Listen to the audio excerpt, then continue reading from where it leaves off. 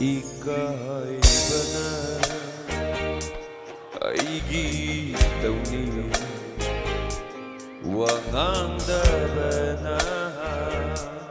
aigi leitingni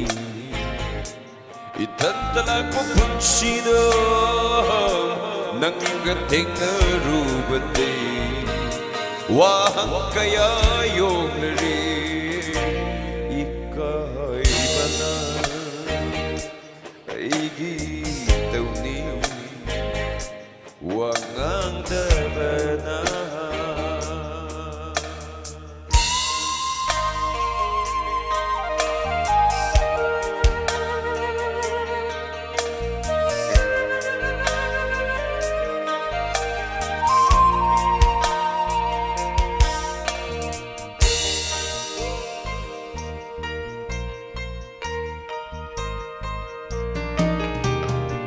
Lagtupam kandribo tay magsidaw Nungsibi ng bungay jaringay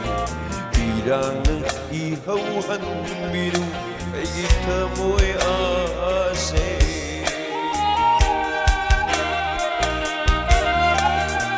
Lagtupam kandribo tay magsidaw Nungsibi ng bungay jaringay Pirang ihawhan binu kita mo'y aasin nungsiba ng karigin ay ramli nungsiba ng karigin ay ramli ng laydang rabadi ang awa ng mo'y suo'y ramlon ng laydang rabadi ang awa ng mo'y suo'y ramlon ikaibana aigi tawni wangandabana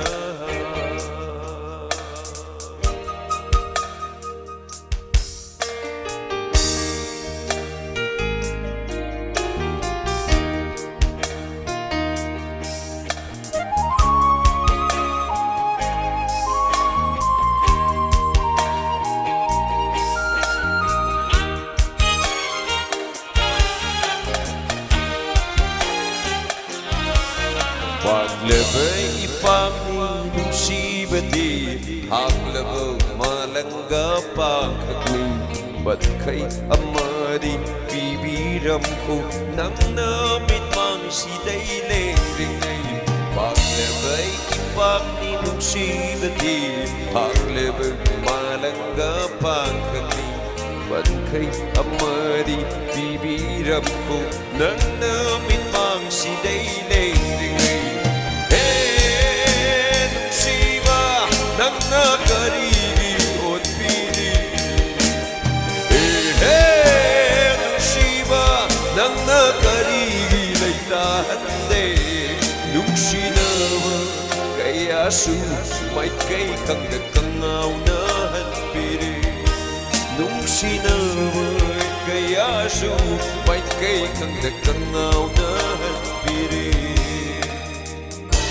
ikaibana aigi tawni wangandabana aigi leitingni itantalak mo punsida nanggating na rubati wahang kaya yung